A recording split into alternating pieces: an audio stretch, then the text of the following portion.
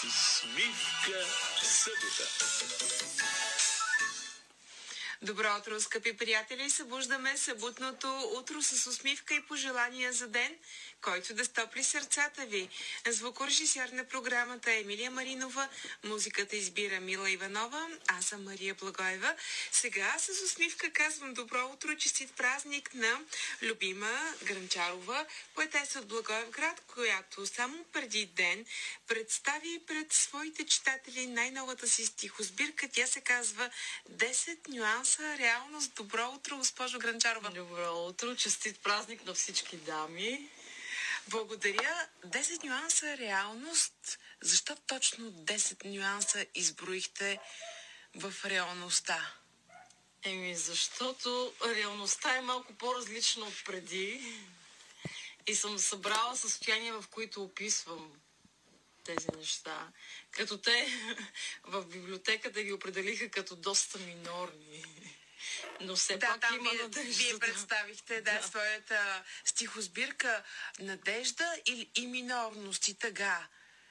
Това ли е вплетено в стиховете ви? Защото има наченки на дявол, като аз определих тия телефони, тия приложения, дето по цял ден сме в тия телефони и приложения. Те са много по-различни, докато бяхме малки, нали, в различ 30, 40, 20 години назад, нали.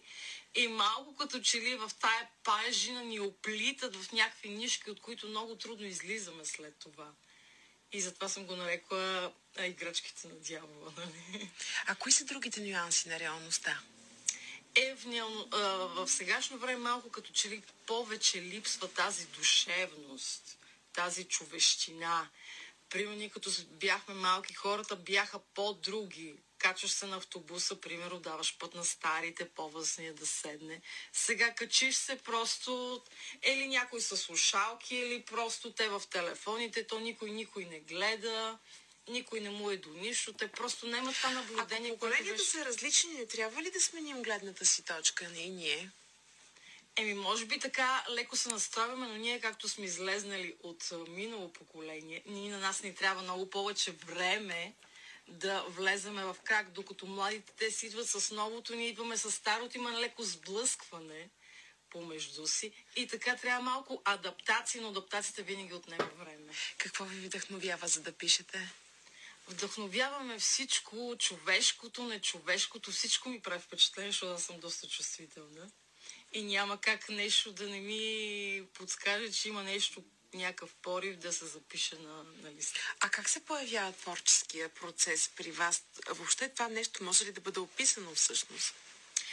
То трябва да се усети. Аз съм учила тук пеене, народно пеене в Национална хуманитарна гимназия. Винаги чувството там, музиката, артистичните наклонности винаги са близки до мене. Но поезията така ме сполетя ненадейно и пак сигурно някакъв порив, някакъв такъв импулс за чувство и за показване.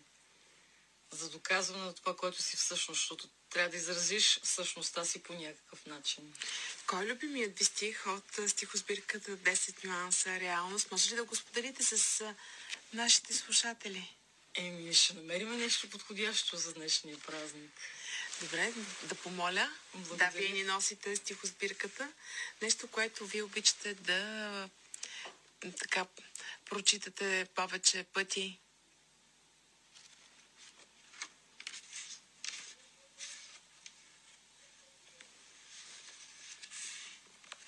Събрах се в отломките на чаша, душата си в парче стъкло, очите в откъснати седев и гравирани във форма на дърво.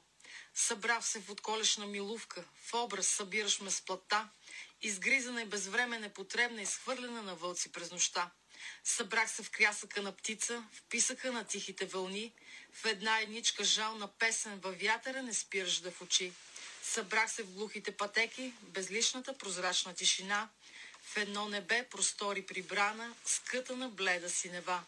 Събрах се в усмивката на ангел, в крилете на силни ръце, в подножието на лудия ритъм. Отмерваш красотата в мигове. На вас какво ви носи лириката? Писането, четенето? На мене писането това ми е всичко. Откакто беше короната, пандемията и разни, дето бяхме затворени, дето нищо не мога да правиш, освен да си седиш и да пишеш. Някой се побъркваха от нещо правен, аз тогава ми дойде музата за писане още повече. Имате и други стихосбирки, разгръщам. Стихосбирката "Няма да се уморя да те обичам" на любовта ли е посветена? Да, малко повече на любовта. Даже тук в радиото правихме представяне пак в Българско национално радио. Защо решихте да направите един завой остър завой от любовта към 10 нюанса на реалността? Защото любовта е тази, която движи света. Защото трябва с любов да прави всичко.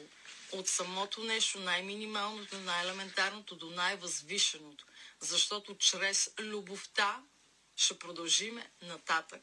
Обаче вече в тия изпадания, в тия духовни пропадания, като дяволи и тъна, това ни намеква за това, че трябва да се обърнеш на другата страна, защото от едната страна има дявол, от едната любов, но ти трябва да избереш, защото в едното човешко имаме и тъмно, и бяло, но ти трябва да избереш кое от двете ще предпочетеш, защото от човека си зависи дали ще бъдеш добър или дали ще бъдеш лош. Дори в културата на ацтеките присъства, те са открили преди 1000 години, че човека е такава същност с две начала. И зависи ти какъв се усещаш. Един поет как контактува с своята публика?